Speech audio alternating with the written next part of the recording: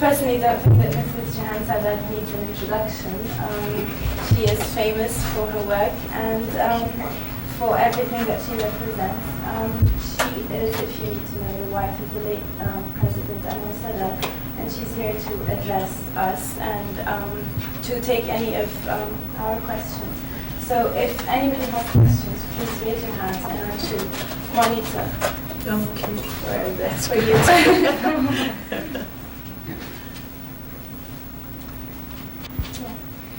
My name is Naomi Seven, and excuse my cold. I'm representing a part of Concordia University Television. And my question is, with so much that you've done so far with women in the Middle East, what is your stance on women who are still, to this date, not allowed to vote by their husbands or any male member of their family? Not what? Again? Vote. To vote? That's it. Some women are still oppressed in some way by their husbands. May I ask, what are your stance? What sort of programs do you feel should be made available to these women? Well, first of all, women in Egypt, they have the right to vote since a long, long time, since the revolution started in 1952. That's not a problem. She has the right to vote, she has the right to go through elections. But even though going through elections is not that easy for even men, not only, let alone women. And that's why we have very few number of members in the parliament after the elections. But they have the right, there is no problem and there is not a husband oppressing their wife. If she wanted to do it, she can convince her husband at least, What do you think is the biggest obstacle today for women in Egypt, in your opinion, in terms of women's rights and Yes. I believe, the main obstacle in front of the Egyptian women and men, I would say, the increasing population in Egypt. It is something which we are very worried about in the future, in the near future and in the far future.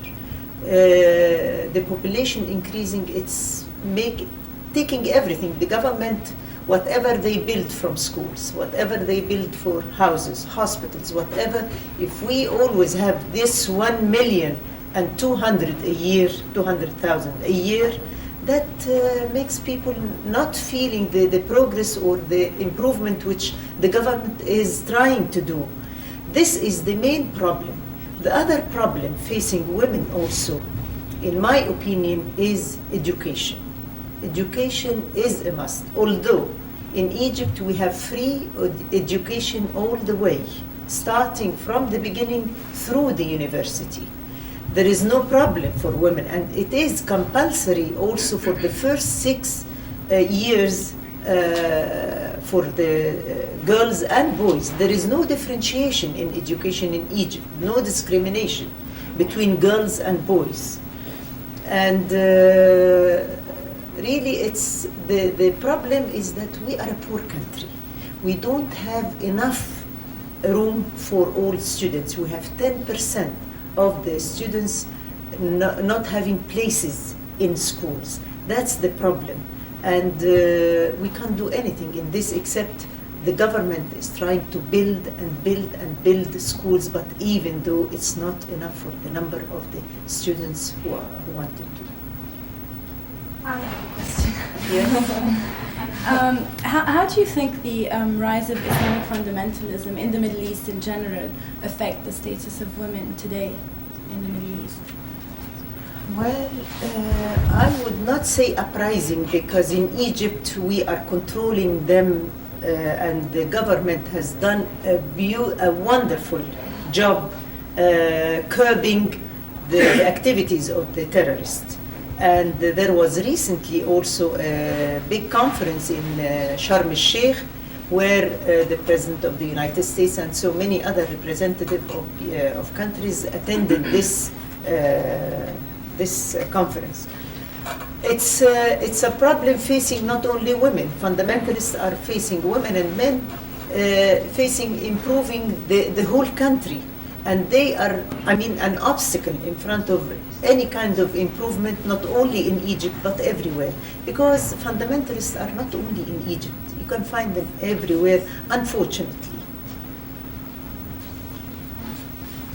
My question is about both. I guess it involves religion and, I guess, government. How do you feel about education on family planning and birth control? Because you're talking about overpopulation. How does that fit into government and religion? Again, I'm not defending our government. Our government is on the right track, really, for family planning and for, you said, illiteracy? No, I said family planning and birth control. Birth control and family plan. This problem will take a long time. You know, it couldn't be solved in just 1 year or 2 years. I myself was working on family planning program many years ago, and still it's going on and going on. With illiterate people, it's very hard to convince them to have 2 children. And as I said before, that the children, there is not enough places for children and in schools. And with the rural areas, with the poor people, the more children they have, the more they are secure, the more they have income, because they let them work while they are young, you know, in picking worms in the fields and trying to help in any place, you know. And that's one of the also problems facing family planning program. Education is the main solution for everything. But education also, as I mentioned before, we have free education, but still it will take time because, as I said, we don't have enough room for all students, and that makes it, I mean, with the years becoming more and more. And we still have a very high rate of illiterate women, which makes it more than almost 60%, which is terrible, really, especially between women. Men, of course, much less than that. But with women, it's very high. And with education, the educated couple, they never think of having more than 2, and they plan for it, as you do here or as any educated couple do. They have a plan for the future. But with the illiterate people, they think, oh, well, God will give, and they never plan. And this is the problem. But it has nothing to do with religion. Islam is not against family planning. No, Islam is against abortion. This is another thing. But preventing or curbing or having a certain number of children, nothing in religion against. Neither, of course, neither the Copt in our country nor the Muslims. It has nothing to do with religion. It is education, a matter of education. Educated couple, they always plan for the future. Uneducated or illiterate people, they never plan, and that's why they have more children. And unfortunately, the more children we have are in the rural area with the poor people. But there is a plan with the government, and they are helping, making more clinics in the rural area. We found that women doesn't go to a doctor because he is a man. Then we started sending women nurses, doctors, to help them preventing with giving them contraceptive and things like that. And it is working, but again, it will take long time with a country which has burden in so many things, not only family planning. Thank you. Lack of political will is often a constraint to women's empowerment. Do you find that this is the case in Egypt? Repeat your question. Lack of political will is often a constraint to women's empowerment. Do you find Political will, lack. Is it a strain? You said? is often a constraint to the empowerment and advancement of women? Lack of political will, for instance, government, sure. the government not. Sure, definitely. Lack of opportunity for women to be involved in politics. Of course, it will, be as you said, it will be not giving them opportunity to be involved. And again, I would say education is the main thing for women. And if we wanted to improve our status, if we wanted to be partners in our societies, if we wanted to build our societies side by side with men, education is a must and is the key for us to educate a girl, to educate a family, and naturally to educate the whole nation. I have a question as well. Yes. I heard once Ahmad Sharif in one of his interviews saying that he thinks that Arab and mainly Egyptian women are one of the strongest women. What do you comment? I mean, he's seen a lot of women. What do you think? Well, Ahmad Sharif is a very famous actor. I would say he was right. Definitely he was right. Well, women in the Arab world, really, not only in Egypt, they are active. They are doing a lot of work. But I don't know, the media sometimes doesn't give them the right, really, or fair image. Because we never denied that we have poor, we have illiterate, we have backward. Yes, that's true. But they are not that majority, they are minority in the Arab world. Most of the women are educated, they reached so many, high jobs. And for instance, in Egypt, we have 2 ambassadors. Our ambassador in Japan, and Japan is a very, very important position. She is a woman, and she's a very qualified woman. We have another woman in Europe. We have 3 ministers or secretaries, as you say, in the government, women in Egypt. And this is not, something we are improving, but still, it's a long way in front of all of us, wherever we are as women. We have to, as I said, with education, the key to improve our status everywhere is just to continue education, or to educate ourselves. Samir? I'm Samir. I have 2 questions. In the recent past, the Egyptian government tolerated female circumcision by allowing qualified doctors perform the operation themselves. Is this still the case? And what is your personal position on this? And after that, I have one quick question. Okay. First of all, circumcision is not that in Egypt that very well known. It is very few who are doing this in the rural areas, not in the big cities, not with educated people, with the illiterate people in the rural areas. And even with the illiterate people, some of them who send their children to school, as I mentioned before, because education is compulsory, especially the first 6 years, when they send them to school, they don't do this. It is really disappearing in Egypt. And what brought it out, it was during the conference in Egypt when CNN focused on it and brought it. But it is something really very, very rarely. And there will be a law recently coming out to prevent it completely. Thank you. Thank you. Just one very quick last question.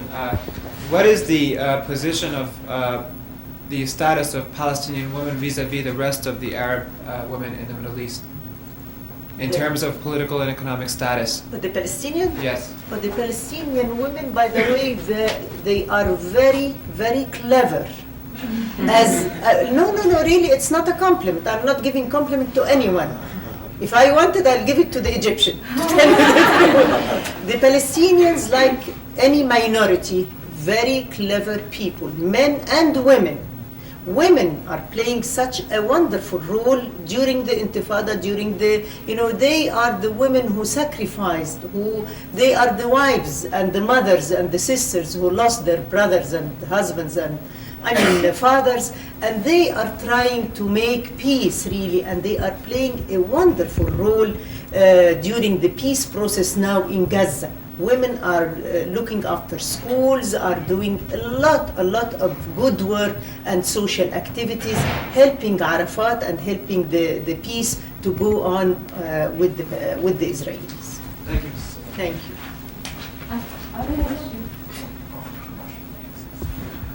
Mike, can I go? Yeah. Apologize. I arrived a little late. I may be asking a question that's already been asked.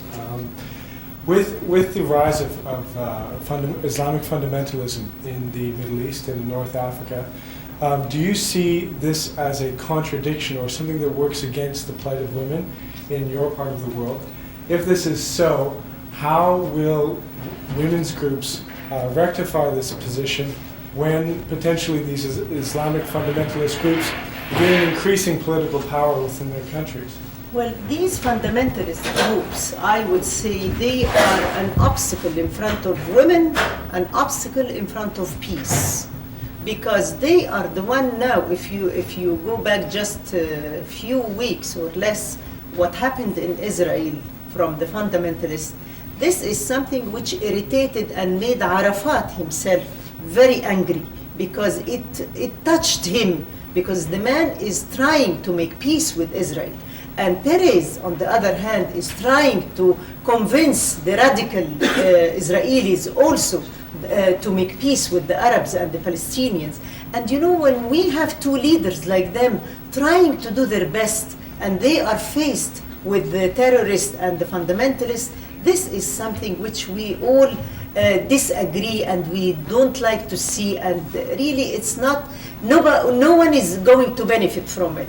And by the way, also, it's not an obstacle only in front of the peace and women, as I mentioned, but peace will continue and women will continue working for peace in spite of all what will happen.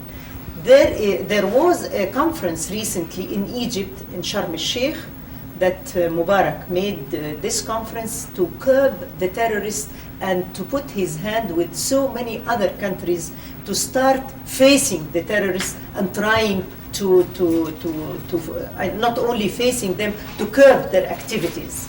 And I wish for this conference all the success, and I wish all the leaders who attended. Even Yeltsin came from Russia, who was facing many difficulties in Chechnya, as you know, but he came and attended and showed that, everyone showed that he wanted to make something, because people are tired from violences. And who are the victims of these violences? Innocent people, innocent children, innocent women and men. Why do they kill them? And as I said, these acts will never stop the peace process. If it will calm it a little bit down, but it will be for a while or for political reasons, but it will continue because everyone wanted to live in peace. I have a question. With this peace process, what is the role of women? What is their contribution to the peace process? Because you don't never hear about women getting involved in this. Well, women are involved. If you remember, during the negotiation when peace started, Palestinians with Israeli, Hanan Ashrawi was the spokeswoman for the Palestinian delegation. She was an excellent woman who represented the Palestinians also, and everyone respected this woman. And there are many other women who are working for peace, but not necessarily that you see them on the TV or you see them or you in the newspapers. But there are so many women working in Palestine, in Egypt, in Jordan, in all the Arab countries together to bring about peace. And this is our role by nature. We are the mothers who bring about the peace in the family between the children. We are the wives and the husband and the sisters who loses their husband and brothers and fathers. And we are the one to suffer from wars. That's why we are the one who are playing a major role, but not necessarily you are reading about them. But there are so many women who are playing this role. We remember that during the Algerian Revolution, the women played a very, very important part Yes. in liberating Algeria. Now the Palestinian women are playing that role to a large Sure. extent. Yes. What happened though after the revolution in Algeria is that the women were put in the back again after it was liberated. Do you think that today, after so many years, It will be the same? It will be the same. No, world is changed and we are improving everywhere. What happened to Gamila Buhrid will not happen to other women, either Palestinians or Arabs or whatever their nationality. It's not the time the same. Really, now it's very hard to put women backward or to take what the rights from them, what they had already. But I am very, very optimistic of the future of the women, but I want them to be also involved in so many activities, to do their role, to everyone to feel that she is important in her society. Whatever she's doing, whatever, if she is not even working, she is a mother who instills in her children how to love, what's the peace about, and she is the whole, I mean, we don't learn from school only or from books. The first thing we learn is from our mothers. And that's very important role for every one of us, everywhere we are, for the future of this world.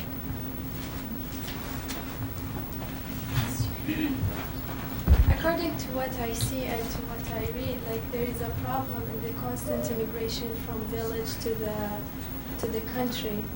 What do you think it should be done in order to stop it and to eliminate the growing population in the city? In Egypt? Yes, ma'am. Well, it is a problem, yes, because people who goes from the village to the city and they find the changes and the facilities they are dreaming of, they don't want to go back to the village. And of course it affects so many things which we were depending on while they were in the village. But this is the life. We can't oppress them to go back. But madam, like I live very far away from the town in the West Island. And In what? In the West Island, it's very far from downtown area. But the way my city, the area that I live in, it's being built. Which city you said? Thailand? West Island. West Island. Island. Oh, you are Very talking far about away. here. Yeah. I thought you were talking about Egypt. No, but what I'm Oh my saying, God. what I'm saying is, I don't need every day to come here downtown and to get my daily needs. I have whatever I want in there. So do you think that if in Egypt they made the same thing, people would have stayed in the village and Oh, they sure. wouldn't have this kind of fantasy The- about going to the country? The problem is that the women and men in the villages, there were shortage of so many things, I would say. For instance, now the government this year gave such a big budget for industries and small industries in Upper Egypt to attract people to stay there, not to come to Cairo itself. So that, and it will help in a way also with the fundamentalists who doesn't have a hope, who doesn't have, a job, and who doesn't have money to spend on their families, and that's why they were very easily recruited to be, to go with the fundamentalists. That's why that every government has to give attention, to pay attention to the villages and to make things to attract people to stay there. If it is here, I don't know really, to tell you the truth, I don't know about here so that I can judge it, but I know about what's going on in Egypt, that it is now the government started to pay more attention to the far places, to the rural areas, so that the people will stay there instead of coming to Cairo and make it very, very condensed with population. We will take the last question now. Whomever wants to ask a question can go ahead. What is your role in the present government in Egypt? In Egypt, I don't have any position in the government. No. But I am an Egyptian woman who loves her country so much, and working for my country, everything doing it for my country. And I have a mission to say, I have a mission to reach people, to tell them about the real culture in Egypt, our religion, our customs, our traditions, so that the people will get a right idea about us as Egyptian and about us as Arabs also. We are very nice people, but sometimes the media brings us out people who are going to, for revenge or for something like that. My mission is to give the right image about the Egyptian and the Arab women. Without being, it's not necessary to be in a government. I am Egyptian, I feel a duty towards my country. It's not a matter of a position so that I can talk on behalf.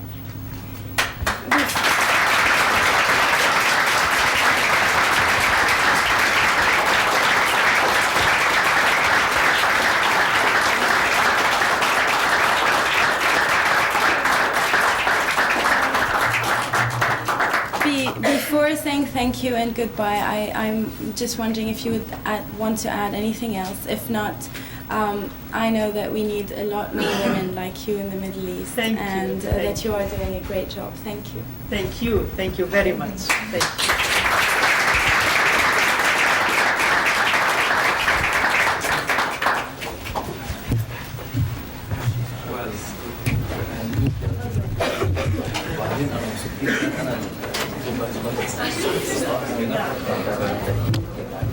Regine? Want to say thank you very much. Sorry, you lost it. Yeah, I know. No.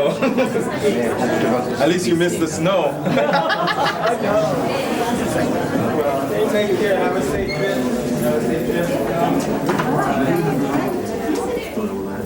You guys are doing the CBC thing?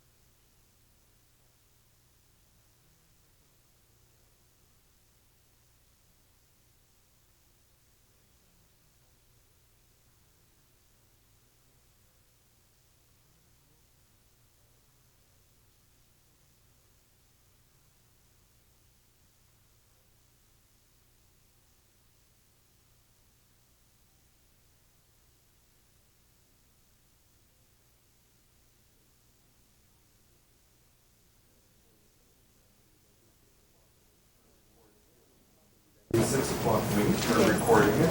My name is Dennis Trudeau, and he'll be asking you questions. And it's going to be taped, so it'll be run at 6 o'clock. I just wanted to ask you, where do you live now? Do you live still in the United States and I live in Egypt, and I commute between Egypt and the United States. Okay, and are you still involved in universities? Maryland, yes. Maryland, Yes. okay. Are you you did graduate work there, and then you taught as well? Yes, and they are establishing a chair there, me and my husband. And I'm on the board of visitors. I see. So you will spend some of the year in Maryland and Yes. some of the year in Cairo. So Yes. basically, you still Yes. move between two countries. Very good.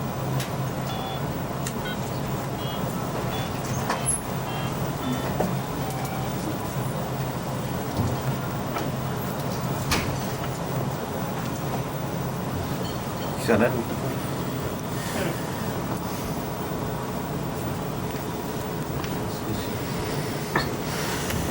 Tu peux lui mettre sur la partie qui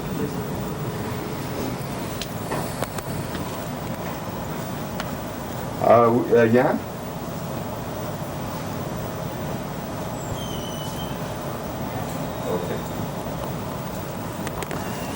Okay, how much longer? Okay, I'll hold on. Yeah. Just be a couple minutes. So. Suivi, l'endroit qui a un téléphone. I imagine you've done Could this you before, speak but on just the phone? talk to the camera I as if see. there's a... Fine, thank you.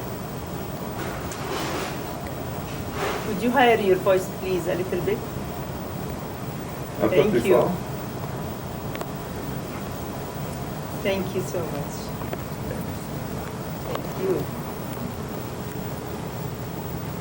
Yes, it is much better. Exactly, yes. Well, it's different, well, it's always about women and peace, you know, but this time I'm going to talk about the pioneers whom they paved the way for me and for others of us to follow. And just to give an idea for the students in Concordia about these pioneers whom we respect and we wanted to continue the activities. Yes.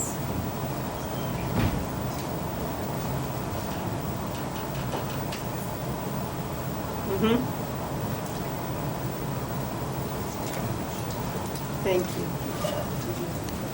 Okay. Yes, sure.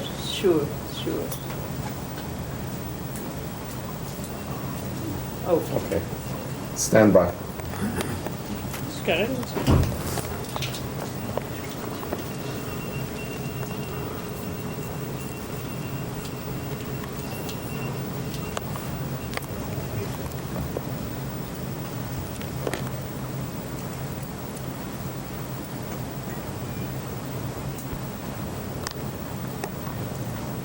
Country.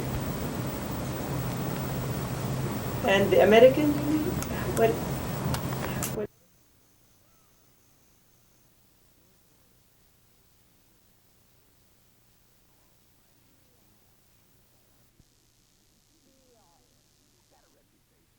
Deal.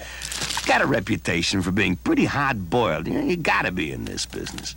News items come in every 5 minutes. Stories you wouldn't believe. Yeah, I seen it, heard it all. But as smart as I am, I still gotta keep informed. And that's why I read the Daily News. Although George Morris can produce bizarre sound effects on cue, George, can you bark like a Disney movie? it's as Canada's most versatile, exciting commercials announcer that he has made his impact on women. We want George! We want George! With Clairesse, you get gentle fragrance to match its gentle conditioners and beautiful, healthy-looking hair. Clairesse by Clairol. Singer, Eartha Kitt. I love the way that George Morris says words. I do anything Morris's he demo tells me reel to. which is an example of the kind of creative craziness in radio recording that is George Morris. Listen.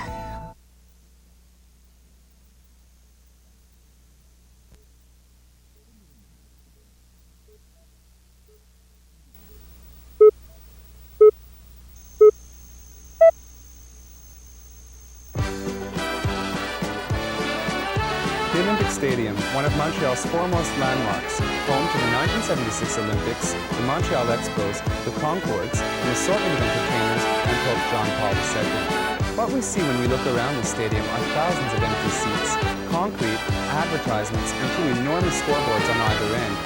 Each board is 65 feet wide and 36 feet high. They are electronically operated by 40-watt light bulbs. There are 100 rows and 192 columns. Each board boasts 19,200 light bulbs. Together with the help of 11 other people, these boards are illuminated with superimposed images that inform, entertain, and advertise to their fans and viewers. Let us understand and look at the process behind these boards.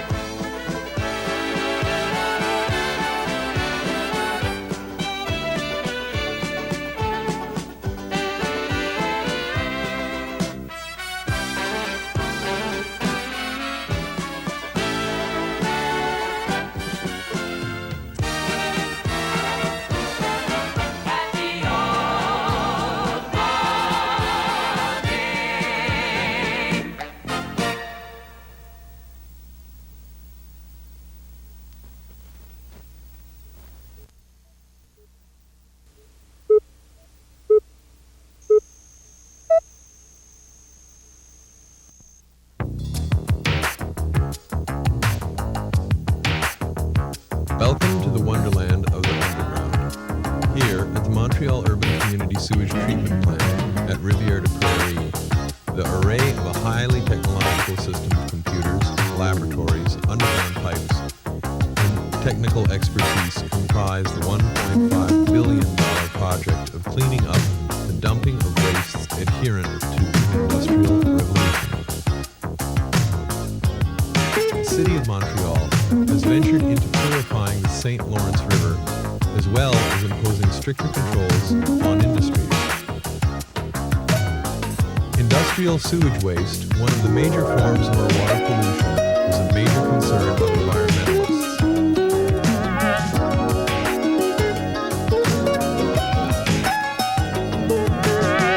Here at Northern Telecom, Regine of the Montreal Sewage Plant inspects the waste tanks with Alain Raymond, who is project director at Northern Telecom.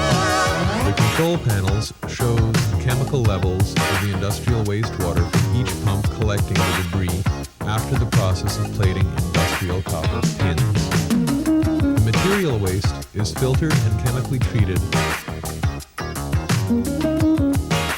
From the filter press, which holds the debris, the waste is sent to a disposal center to be treated under the seal-a-safe system, sealing the debris into cement underground.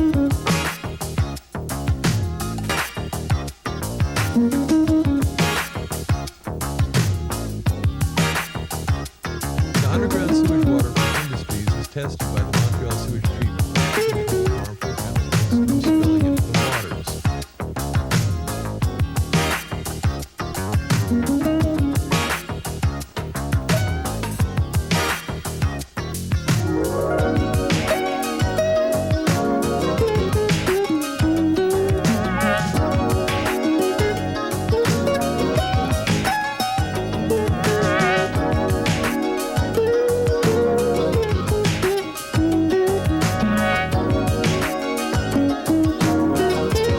Tanks are installed into the sewers collecting the sewage water by a timed meter.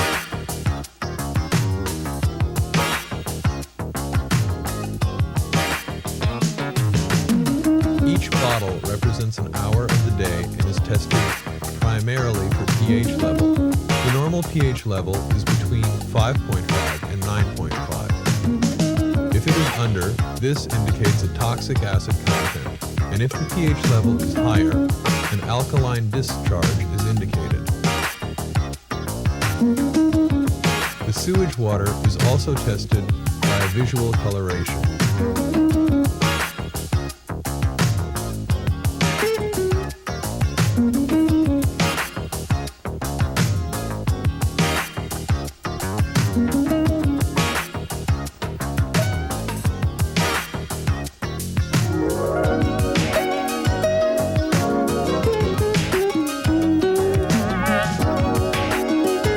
Collected water is brought into the plant's laboratories for a complex analysis of present chemical content.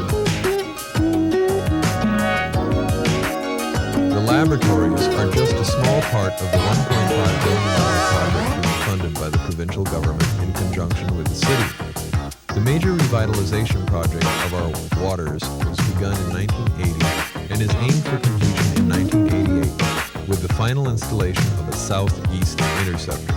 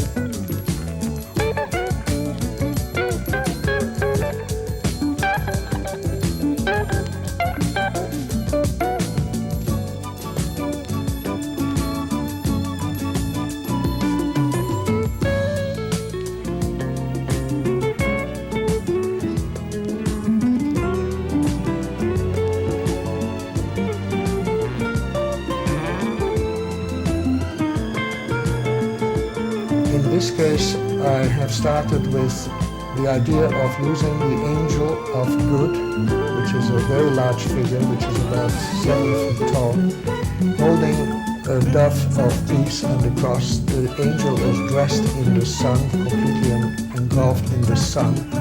The angel sending out emissaries to the scene of war, some of which don't make it, and get killed, others get through. The sun rays, which is the symbol of reincarnation, of rebirth, if you will, slowly scoops and breaks up the scene of war, the Martian scene, where you find that the angels of war are dropping their tools and take flight.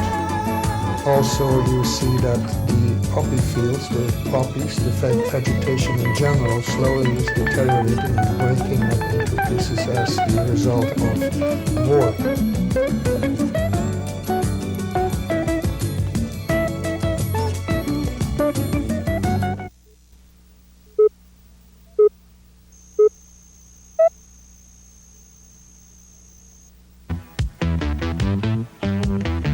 It's 8 o'clock in the morning.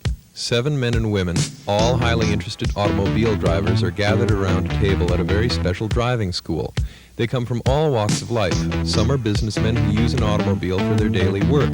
Others are police officers, embassy chauffeurs, or ambulance drivers. And there are also some ordinary people. The course they are taking is a short one. It will last only one day. However, in this single day, they will learn how to become better drivers and how to control their vehicle in an emergency situation. The school is called Best Test, and their instructor is Rick Lloyd. Rick is a very special person. He's one of the few people in the province who has a license to teach driving methods for most types of vehicles. In a one-day course such as this one, his objectives are to teach his student drivers how to avoid a collision or to minimize the result of one. In other words, to become an active driver rather than a passive one. In class, he starts by giving some theoretical notions on braking and maneuvering. Time has come to leave class and board the automobiles. They leave for a specific destination, Transport Canada's Motor Vehicle Test Centre in Blainville. Here we are at the test track. The students are going to use the school's automobiles. They have to familiarize themselves with them in order to improve their use. As Rick points out, the problem with many drivers is that they don't know how to use the various instruments inside the vehicle, or even how to set up the interior for a proper and safe use. So we're going to come in and we're going to do four-wheel lock. In order to do it, you've got to be aggressive with the brake pedal, and you've got to be seated properly. Most people don't sit properly in a car. The way to adjust your seat is so that you have maximum control of your own body weight and maximum control of the pedals. And then you worry about your arms. Then the fun begins. At least that's the way it looks from the outside. In order to avoid an accident, a driver must be able to maneuver a vehicle properly. Cornering is naturally the first exercise the students go through.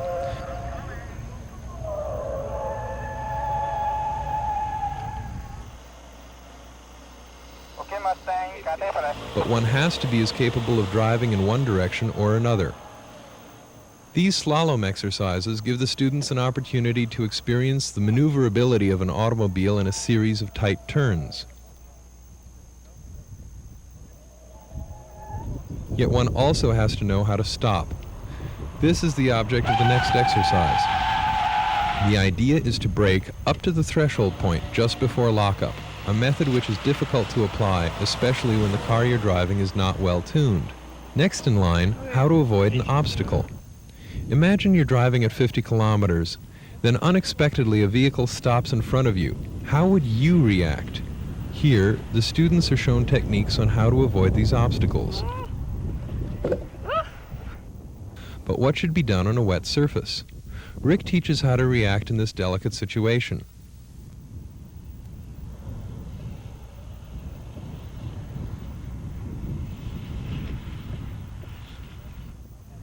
But what happens if there is no friction under your wheels and you have to stop your vehicle fast?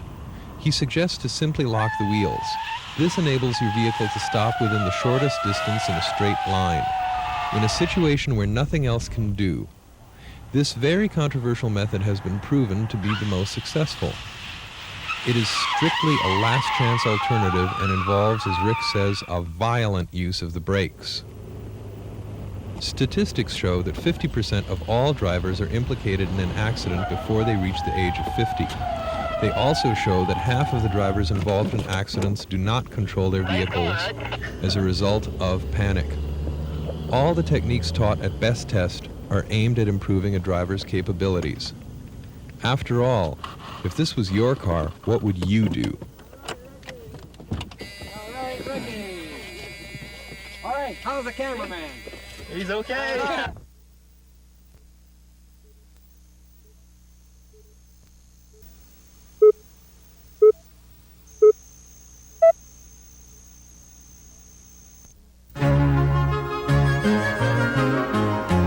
The Société des Alcools de Québec owns 361 outlets across the province. In 1985, net sales of wine and spirits were in excess of $880 million, of which $612 million was given to the federal and provincial governments in taxes. The volume involved in the net sales is 26 million liters of spirits and 66 million liters of wine. Interesting facts indeed, but what the consumer doesn't know is that each one of the more than 2,600 products sold by the Société des Alcools de Québec must pass rigid tests adhering to the requirements of the Quality Control Department.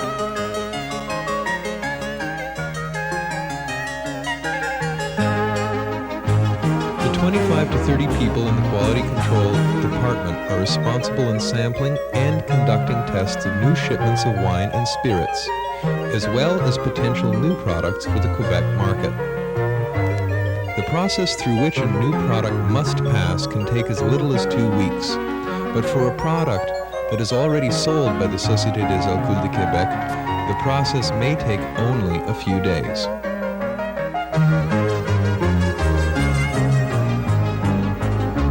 The quality control test consists of 3 parts: the visual aspect, the taste, and the chemical constituency of the wine. The surroundings may give the impression of a social event, but to these people there is nothing more serious. At this stage, the visual aspect, the bouquet, and the taste are evaluated on a total score of 20.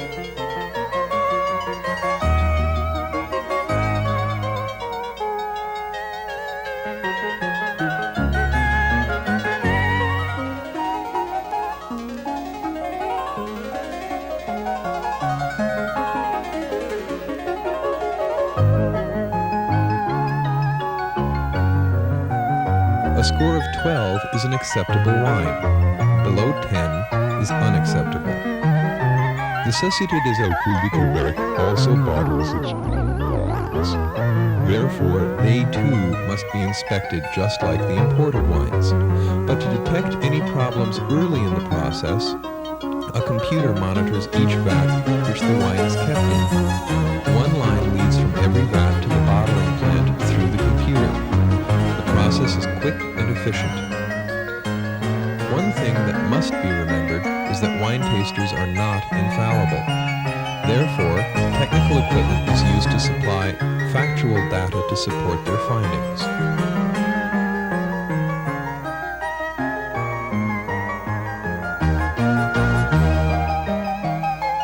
A few of the things analyzed include the alcohol content, the sulfur dioxide content, the acidity, the bacteria, the sugar content, the stability, the sorbate, the tannin, and the aging capability of each wine. Some of the equipment used in the lab includes an atomic absorption meter, which differentiates the minerals. The chromatograph. This is used to determine the different constituents of a wine. The liquid chromatograph. This checks the aging capabilities of the wine, the sugar content, and the acidity. These are but a few pieces of equipment used in the organized laboratory here at the Quality Control Department.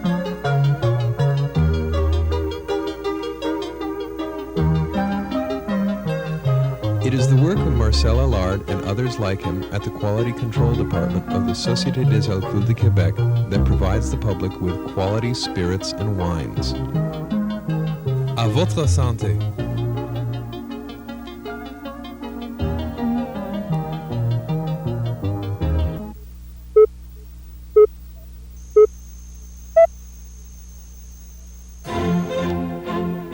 This is the Montreal Museum of Fine Arts, a place where some of the world's most famous and renowned works of art are shown and exhibited.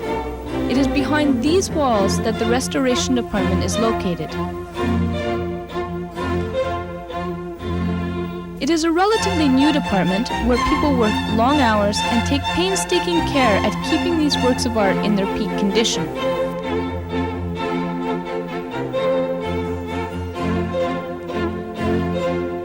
There are three sections to the Restoration Department. One is the paper studio, where all works done on paper are treated and restored to the best of conditions. Paper works are more easily damaged and therefore require more frequent treatment.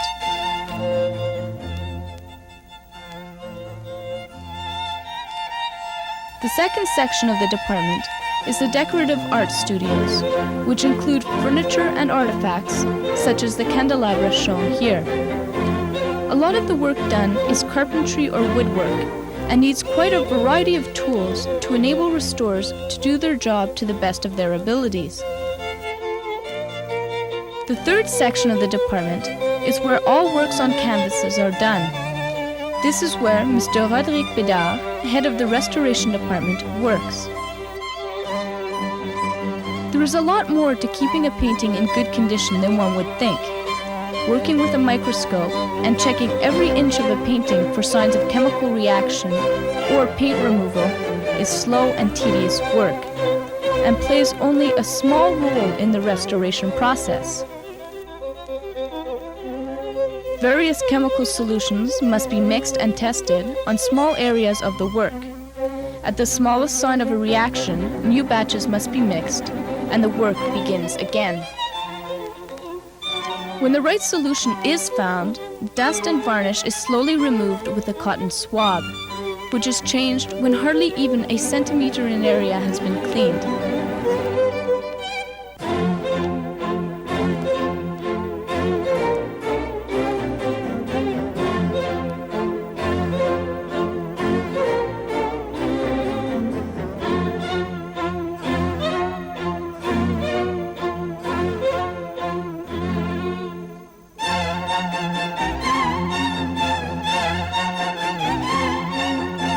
The use of modern technological equipment such as ultraviolet, X-ray, and infrared light is used.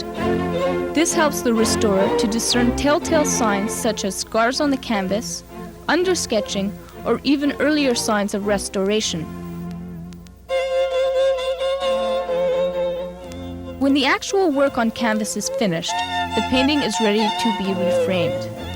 But the frame itself is cause for concern, for it can cause much damage. Old frames with wooden pegs such as these shown here must be sprayed with silicone to prevent loosening. A peg which becomes wedged between the canvas and the frame can do as much damage as can temperature or aging. And finally, a protective backing is put on the painting and attached to the frame.